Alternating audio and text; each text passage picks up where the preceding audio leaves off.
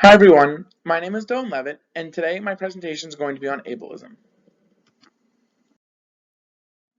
Let's start with the mandates. The first mandate we're going to be talking about is the anti-bullying state mandate, which was made in 2013.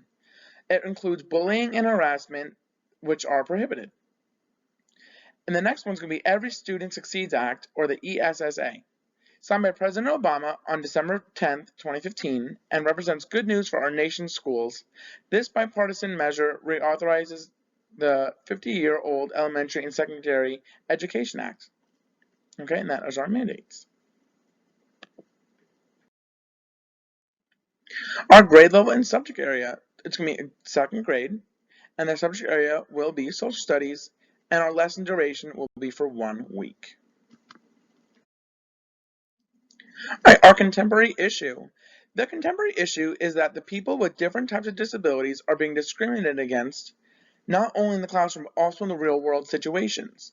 The groups that are most negatively affected or impacted by this problem are the people with not only physical disabilities, but also the mental disabilities.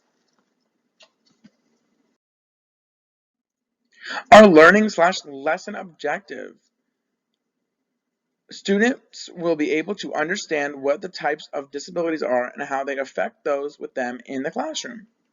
And the next one is the students will be able to brainstorm new ways that the teacher and students create a more inclusive environment for students with disabilities and a more inclusive space and activities that are more accessible. Next are our critical or processing questions. First, we have what can you do to help someone with disabilities in your classroom successfully complete a task that may not be accessible to them? Next one is how do certain disabilities affect the learning of those in the classroom? The next one is, are there any positive effects of having a disability in the classroom? The students will list at least 5 effects. Are there any negative effects of having a disability in the classroom? The students will list at least 5. How can a disability affect the feelings of the person in the social environment in the classroom? Then the last one is, how can a disability affect the feelings of the person in an academic environment in the classroom? Those are some questions that the kids may answer.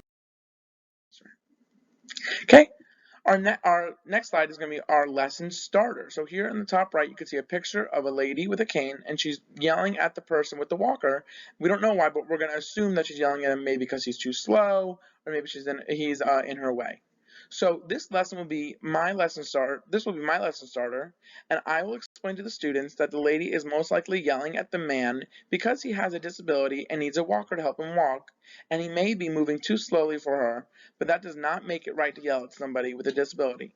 She should be asking politely to say, "Excuse me," or "Can you please move?" or ask if he would like any help to help him out to see if he needs help. All right, so here's our content. The specific content I will be teaching is how to have a more inclusive learning opportunity for people with disabilities, such as how to deal with discrimination against people with disabilities and how to extinguish any myths about people with disabilities. I will be teaching this by utilizing a semantic web about ableism,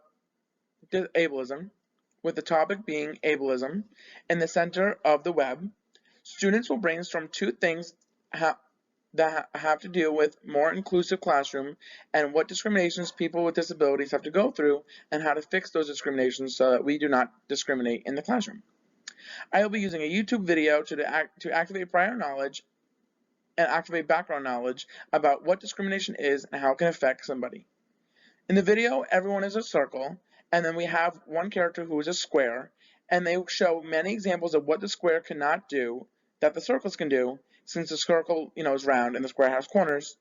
And then they go to a clip of how the square can be included. For example, one of the discriminations is that the circle can roll up the stairs to go to the hospital, but the square cannot because he has corners. And they fix the discrimination by adding a ramp so it shows an inclusive way that we can help somebody who may not be able to do the things that we can do. So our activity is going to be this link right here. It's a activity booklet that has a passage about disabilities, and it comes with a student activity booklet that they can complete and read together in small groups so they can come up with new ideas and also things that they may want to do in the future.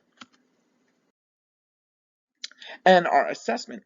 Learning will be measured by the teacher grading this activity, me, the activity booklet, as well as asking critical thinking questions in the class in a class discussion format and seeing if the students can be given detailed answers, give detailed answers to specific questions about what they have read and learned this while learning, and this will be graded by participation and working with a partner. And our next steps will be, the next step activity will be for the students to complete a homework assignment to create similar characters to the video shown in class about the circles and the square. They cannot simply make the same scene with a triangle and hexagons with the same examples. Rather, they should create some scenes with similar ideas or create their own ideas and explain how they can help people or things with disabilities.